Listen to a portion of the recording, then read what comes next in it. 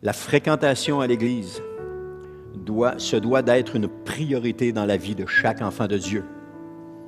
Avant n'importe quelle activité, l'Église doit passer en premier.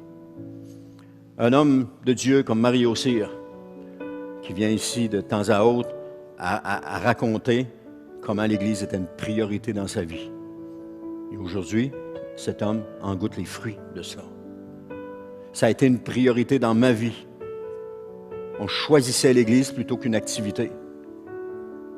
On n'a pas inscrit notre garçon au hockey parce qu'on savait que le dimanche, on serait pogné à des pratiques le matin et à des games l'après-midi. On a choisi, on a fait ce choix-là. Parce que, puis c'était correct pour lui aussi, là, mais parce que la société nous draine, nous attire loin de Jésus.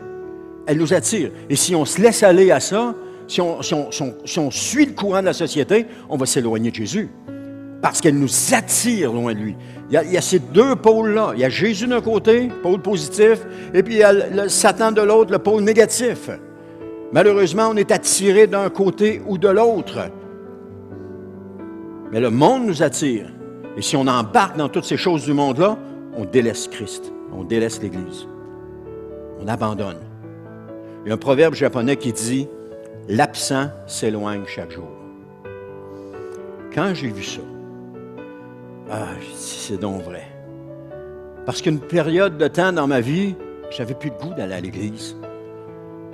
J'avais plus le goût. On y allait, mais je ne parlais pas à personne quand j'y allais. Je rentrais, m'assisais, blabla, puis je repartais. J'avais plus le goût d'y aller. Je peux comprendre que les gens ont plus le goût d'y aller. Mais ce que ça faisait, c'est que je m'éloignais de Jésus. Je m'éloignais de lui. Je m'investissais dans des rénovations dans la maison. Je passais beaucoup de temps là-dedans. Je m'éloignais de Jésus. Jusqu'à un moment donné où le Seigneur dit « Wow, c'est assez. C'est assez, Denis. » Et là, le Seigneur ramène et j'ai retrouvé le goût de l'Église. J'ai retrouvé le goût de m'assembler avec les frères et les sœurs. Et parce que je m'assemble avec les frères et les sœurs, je n'ai pas le goût d'abandonner. Mais l'absent s'éloigne chaque jour. Alors ça, c'est un message pour tous ceux qui restent à la maison, pensant être capables, pensant en disant « Oh, moi j'écoute des prédications, je reste proche du Seigneur. » C'est faux. C'est faux, faux. C'est un mensonge de Satan l'ennemi. Oh, restons chez vous. Écoute-les sur Internet. Tu vas rester proche de Dieu pareil. C'est faux.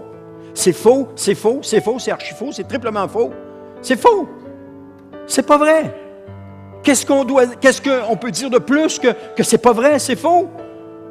Ceux qui restent à la maison, ceux qui m'entendent parce que vous êtes restés à la maison, vous n'avez pas pris la bonne décision. Vous vous êtes laissé berner par Satan l'ennemi. Quand ça va mal, c'est là qu'il faut être à l'Église.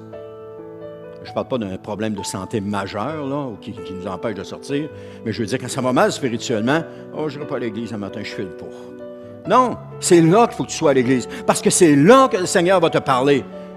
Chaque fois que je n'ai pas voulu y aller, mais que j'y suis allé pareil, c'est là que le Seigneur a parlé. Et là, je me disais, si je n'étais pas venu, j'aurais manqué ça. Amen. C'est vrai. On a besoin de cela. Alors, l'absent s'éloigne chaque jour.